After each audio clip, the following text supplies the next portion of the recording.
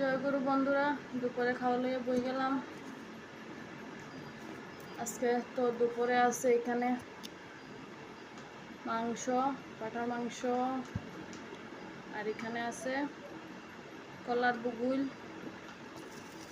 প্রথমে আমি কলার বুগুল দিয়ে ভাত খাইলিম, তারপরে মাংস বলতে মটন।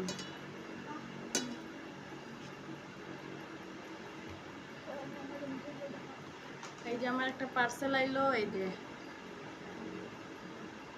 ফটোটা কিরকম লাগলো জানাইয়া কমেন্টে। আমি এখন খাওয়াত বইলাম তো পার্সেলটাও আইলো।